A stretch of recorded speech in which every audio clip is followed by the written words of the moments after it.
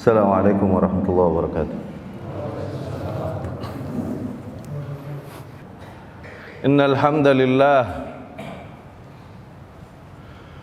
nahmaduhu wa nasta'inuhu wa nastaghfiruh wa na'udzu billahi ta'ala min shururi anfusina wa min sayyiati a'malina.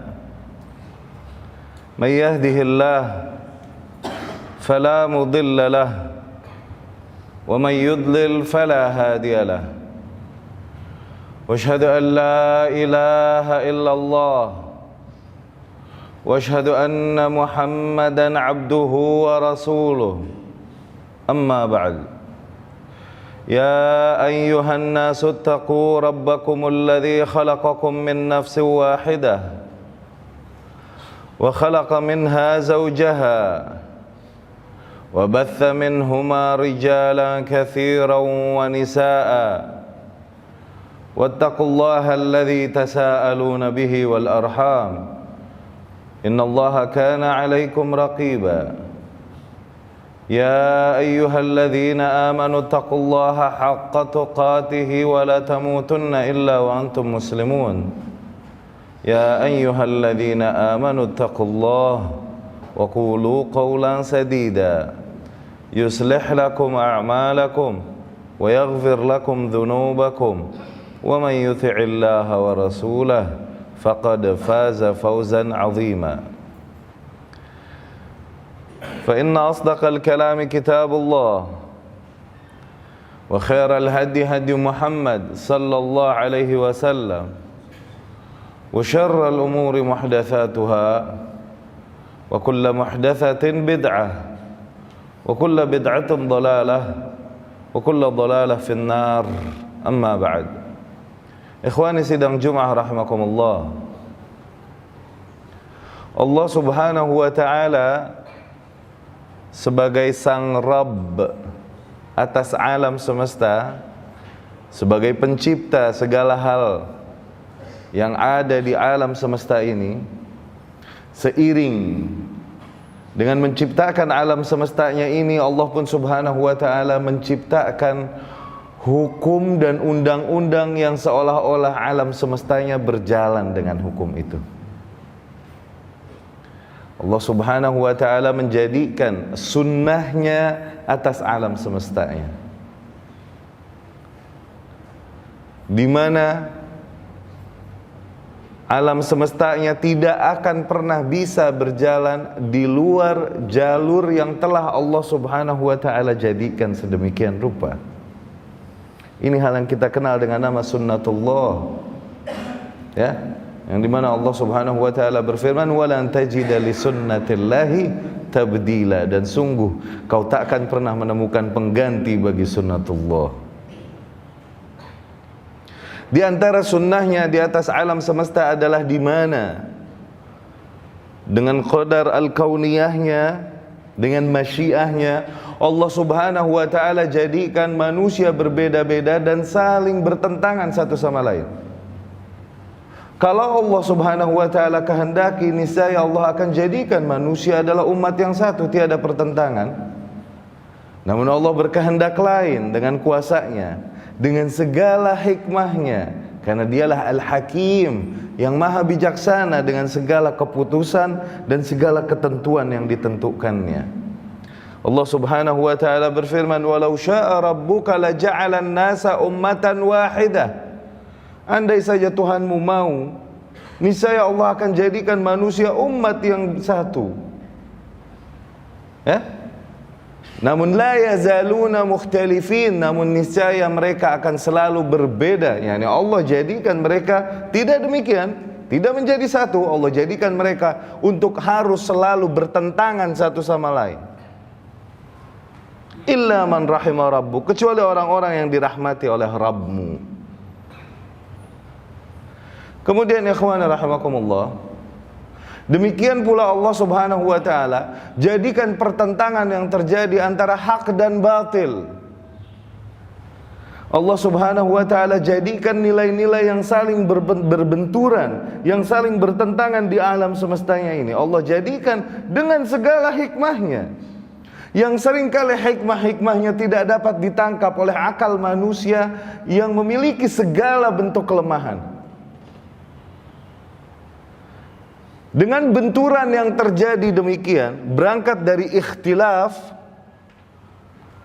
yang kemudian terjadi benturan antara hak dan batil, antara syirik dan tauhid, antara iman dan kufur, antara sunnah dan bid'ah, yang membawa kepada benturan para ahlinya, ahlu tauhid dan ahlu syirk, yang harus selalu berbenturan.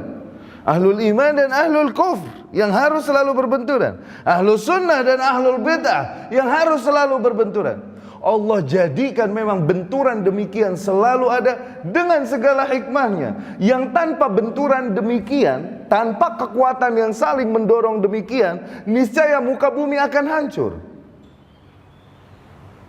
Mungkin akal kita manusia yang lemah berkata, apabila manusia semua sama dan tidak ada yang berbenturan, maka bumi akan tenang dan damai. Sungguh sekali-kali tidak. Justru muka bumi akan hancur ketika tidak ada benturan demikian. Allah Subhanahu wa taala berfirman, "Walaula daf'ullahi an-nasa ba'dahum bi ba'd lafasadatil ard." Kalau bukan karena Allah benturkan manusia satu sama lain, niscaya muka bumi akan hancur. Kalau bukan karena Allah benturkan manusia satu sama lain, niscaya muka bumi akan hancur. Maknanya, beruntunglah terjadi benturan tersebut. Sehingga apa? Sehingga muka bumi ini utuh. Dengan itu Allah menjaga keseimbangan alam semesta. Hal demikian yang kita kenal dengan nama sunnah tadafu'. Sunnatullah at-tadafu'. Ikhwani rahimakumullah, sebagaimana kita katakan, dengan segala hikmahnya Allah Subhanahu wa taala jadikan benturan-benturan tersebut. Di antara hikmah-hikmahnya adalah di mana dengan adanya musuh, kekuatan yang berseberangan, yang selalu merongrong Islam, merongrong ahlu tauhid, ahlu sunnah, akhirnya timbullah bibit-bibit semangat, bibit-bibit gairah di barisan kaum muslimin untuk hidup, membela, mensyiarkan Islam dan membelanya dari serangan musuh-musuh Islam. Allah Subhanahu wa taala di ayat lain berkata, "Walaula daf'ullahi an-nasa ba'dahum bi ba'd lahuddimat sawami'u wa bi'u wa salawatu wa masajid yudhkaru fiha ismullahi katsira." Kalau bukan karena Allah benturkan manusia satu sama lain, niscaya tempat-tempat ibadah, sauma'ah, solat-solat, masjid-masjid, tempat yang banyak disebut padanya nama Allah, niscaya semua akan hancur. Lihat, kalau bukan karena Allah benturkan manusia satu sama lain, niscaya tempat-tempat ibadah tersebut, solat-solat, tempat-tempat yang banyak disebut nama Allah tersebut justru akan hancur. Dikarenakan apa? Para ahlul haq, tak lagi mereka memiliki adrenalin untuk membela yang hak. Karena apa? Karena toh telah tak ada kebatilan yang merongrong kita. Tak ada lagi kemungkaran yang siap menyerang kita. Maka para ahlul Islam pun sungguh mereka malas bahkan meninggalkan nilai-nilai Islam. Karena apa? Karena memang tak ada lagi ahlul kufr yang menyerang kita. Ahlul ma'ruf meninggalkan al-amru bil ma'ruf nahi 'anil munkar. Karena apa? Karena tidak ada lagi ahlul munkar yang merongrongnya. Ahlul tauhid tak lagi mulia di antara mereka yang berjuang dan menyiarkan tauhid. Karena apa? Karena toh tak ada ahli syirik yang menyerangnya. Lihat betapa Allah Subhanahu wa taala atur segala hal yang berjalan di alam semesta ini dengan segala hikmahnya. Maka demikian ikhwan rahimakumullah, apabila kita membaca sejarah perjalanan umat Islam sejak zaman Nabi Muhammad sallallahu alaihi wasallam, atau membaca sejarah perjalanan umat secara keseluruhan sejak zaman Adam alaihi salam, akanlah selalu kita temukan barisan-barisan sebagian kaum atau kebanyakan kaum yang selalu saja memusuhi dakwah yang hak dari zaman ke zaman. Allah harus selalu jadikan mereka sebagai apa? Sebagai pencambuk, pemacu adrenalin para kaum muslimin, para penyeru hak.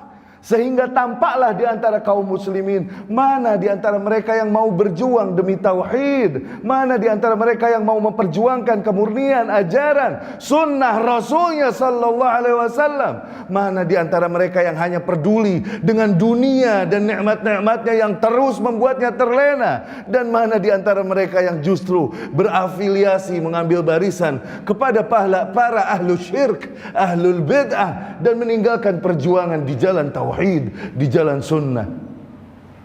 Akan selalu kita temukan demikian di syariat Muhammad sallallahu alaihi wasallam. Sejak berjalannya agama ini, muncullah bid'ah-bid'ah yang terjadi. Selain juga ahlul kufr yang tak pernah berhenti menyerang kaum muslimin, melihat celah-celah yang ada pada barisan kaum muslimin untuk menjadikan hal tersebut sebagai kesempatan bagi mereka untuk menyerang kaum muslimin. Allah subhanahu wa ta'ala mengkhabarkan isi hati mereka kepada kita. Walan tarda ankal yahud walan nasara hatta tattabi'a millatahum. Tak akan ridha selamanya kepada kalian kaum Yahudi dan kaum Nasrani sehingga kalian mengikuti agama mereka, meninggalkan agama kalian. Mereka akan lakukan segala daya upaya untuk itu. Belum lagi di barisan intern kaum muslimin, para ahlul bid'ah yang akan selalu muncul silih berganti di setiap zaman dengan berbagai firqah-firqahnya yang tak akan pernah berhenti, bermula dengan al-bid'ah, dengan ibunya bid'ah, yaitu munculnya kaum khawarij pada masanya.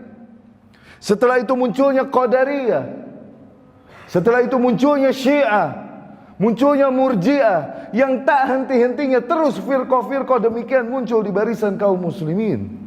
Hal ini memang takkan pernah ada hentinya. Musuh kita bukan satu, musuh kita bukan hanya kafir. Seringkali musuh kita berada di dalam barisan kita.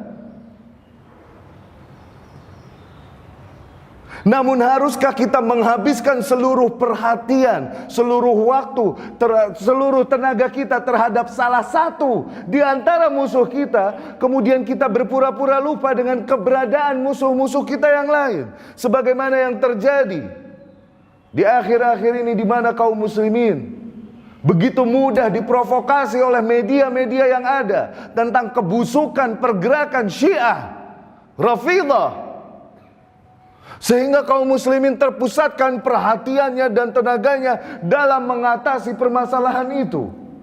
Padahal demi Allah, permasalahan kita bukan hanya Syiah. Ada anjing-anjing neraka yang meneteskan liurnya dan tak henti menggonggong kepada kita, khawarij, yang memporak-porandakan barisan kaum muslimin sejak zaman awal. Ada lagi ahlu syirk yang tak pernah bersih negeri ini dari hal itu. Para penyembah kubur, para penyembah batu, para penyembah pohon keramat dan keris-keris yang dikeramatkan. Musuh kita begitu banyak. Apabila kita perhatikan, apabila kita habiskan satu persatu, kita teliti satu persatu musuh umat Islam demikian, maka demi Allah, umur yang Allah berikan kepada kita takkan pernah cukup bagi kita untuk meneliti mereka satu persatu. Lalu bagaimana solusinya? Menghadapi penyimpangan-penyimpangan, menghadapi musuh Islam yang tak henti-hentinya merongrong kaum muslimin, menghadapi musuh sunnah, menghadapi musuh tauhid yang tak pernah berhenti untuk merusak akidah umat, untuk merusak manhaj umat. Maka demi Allah, tidak ada satu permasalahan pun yang belum pernah Allah subhanahu wa ta'ala khabarkan melalui Rasulnya sallallahu alaihi wasallam. Ini yang kita akan bahas di khutbah berikutnya. Aqulu qauli hadza wa astaghfirullah li wa lakum.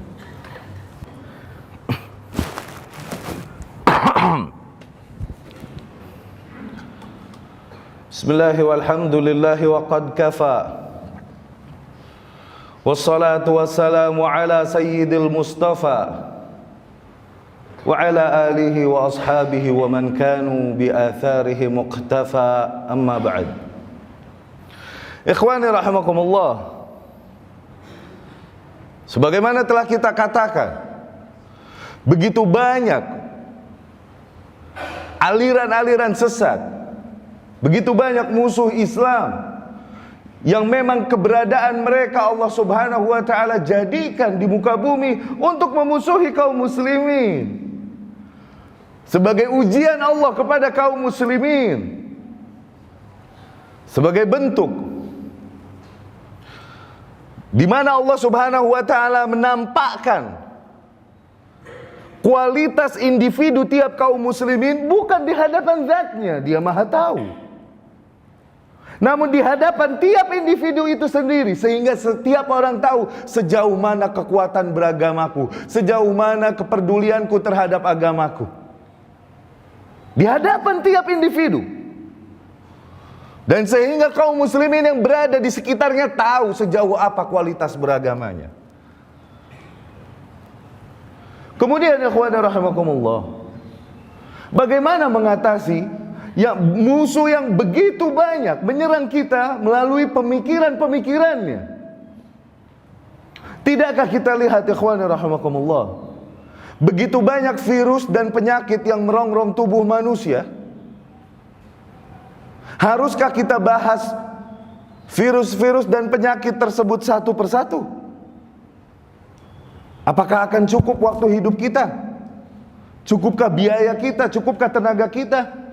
Atau mungkin malah akan berakhir dengan kesialan, di mana justru kita yang terjangkit oleh virus atau penyakit tersebut?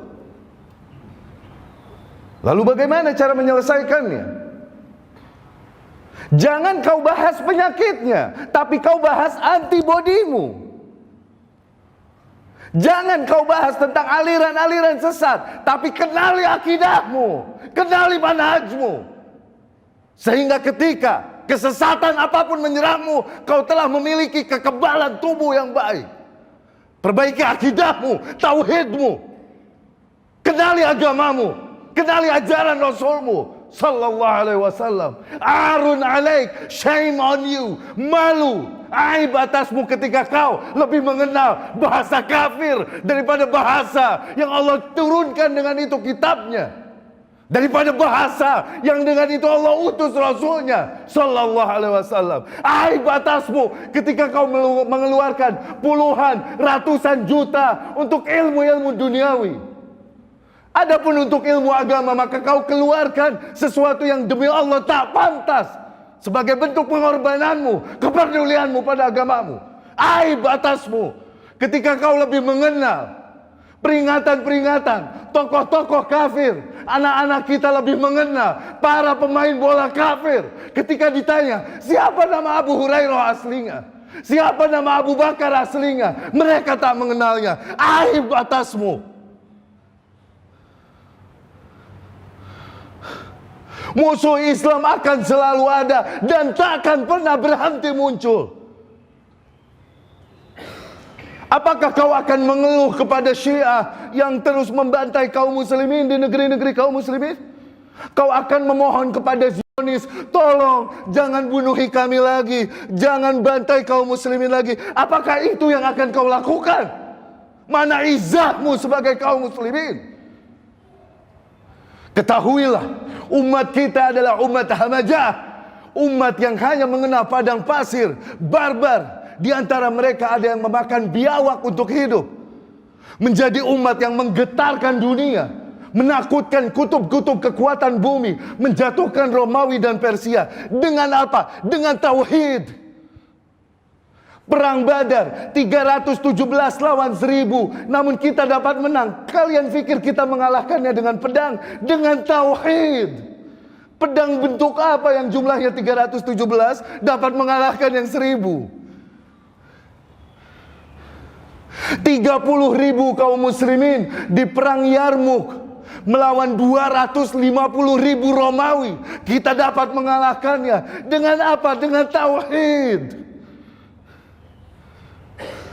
Apa kau pikir kita mengalahkan mereka dengan pedang? Dengan tauhid. Ketika tauhid rububiyah betul-betul kau kenali dan tertancap dalam jiwamu, maka tak lain kau melihat makhluk hanyalah makhluk di antara makhluk Allah. Sekaya apapun dia, sebesar apapun kekuatannya, dia hanyalah makhluk Allah yang maha kuasa, yang mengatur alam semesta. Dengan mudah Allah akan menghancurkannya. Bismillah. Kenali dan ajarkan manhaj nabimu kepada anak-anakmu. Karena demi Allah, seseorang tak mengetahui bagaimana dengan lingkungan yang berada di sekitar anaknya, sehingga seorang bapak mesti ditusuk dengan pisau dapur oleh anaknya karena anaknya tersebut menganggap bapak itu kafir. Demikian yang terjadi di negeri-negeri Arab. Bapaknya kafir karena tidak berbaiat kepada pemimpinnya. Seorang ibu mesti kehilangan banyak hartanya karena anaknya mencurinya. Anaknya melihatnya ibunya kafir karena tidak berbaiat kepada murabbinya, kepada pemimpinnya. Setelah itu semua, masihkah kita akan terus terlena di bawah ide pikiran kita dengan media sosial yang ada, terjauhkan dari tugas kita sebagai kaum muslimin? Allah subhanahu wa ta'ala telah memberikan solusi ini. Ya ayyuhalladzina amanu, wahai orang-orang yang beriman, alaikum anfusukum, atas kalian diri kalian masing-masing. Maknanya kalian bertanggung jawab, uruslah diri kalian masing-masing. La yadurrukum man dhalla idza tadaitum. Orang-orang yang tersesat dari jalannya Allah tidak akan menimpakan madarat pada kalian apabila memang kalian berada di atas hidayah. Maka jangan pikirkan kesesatan yang ada, pusingkan hidayah yang selama ini tak kau dapatkan. Pikirkan antibodi, jangan kau pikirkan penyakit atau virusnya yang tak pernah berhenti. Dan jangan kau fikirkan musuh-musuh Islam yang selalu merongrong kaum muslimin, musuh-musuh tauhid dan sunnah yang selalu menyerang ahlul tauhid dan ahlul sunnah. Jangan kau fikirkan tentang mereka, fikirkan tentang dirimu. Apa yang telah kau lakukan untuk agama ini? Have you done your job? Telahkah kau lakukan tugasmu dengan baik sebagai seorang muslim yang mengaku mengikuti Rasul sallallahu alaihi wasallam? Hentikan keluhanmu tentang pemerintahanmu. Sudahkah kau lakukan tugasmu sebagai warga negara yang baik? Karena demi Allah tidak akan memimpin gerombolan tikus kecuali seekor tikus. Bukankah Allah maha adil, kalian akui? Tak akan memimpin golongan singa kecuali seekor singa. Bukankah Allah maha adil? Mengapa kalian mendapatkan pemerintahan demikian? Karena memang berangkat dari rakyat yang demikian. Itu keadilan Allah di atas alam semesta. Wa kadzalika nuwalli ba'dadh-dhalimina ba'dhan bima kanu yaksibun. Demikianlah kami berikan kuasa terhadap sebagian zalimin atas zalimin yang lain berangkat dari kezaliman yang mereka usahakan. Allahumma a'izzal Islam wal muslimin wa ahlikil kafarata wal mubtadi'ata a'da'aka a'da'ad-din. Allahumma mazzik jam'ahum wa shattat shamlahum wa zalzil aqdamahum wa alqi fi qulubihimur ra'bah innaka ala kulli syai'in qadir. Allahumma la tusallit alaina bidhunubina man la yakhafuka wa la yarhamuna. Allahumma ighfir lil muslimina wal muslimat wal mu'minina wal mu'minat al ahya'i minhum wal amwat innaka sami'un qaribun mujibud da'awat wa ya qadiyal hajat. Allahumma inna nas'aluka min kulli khairin sa'alaka bihi nabiyyuka Muhammad sallallahu alaihi wasallam wa nasta'idzu bika min kulli syarrin ista'adza bika minhu nabiyyuka Muhammad sallallahu alaihi wasallam. Rabbana ighfir lana wa liwalidina warhamhum kama rabbawna shighara. Rabbana atina fid dunya hasanah wa fil akhirati hasanah wa qina adzaban nar. Sallallahu wasallim wa barik ala Muhammad wa ala alihi wa ashabihi ajma'in. Aqimus salah.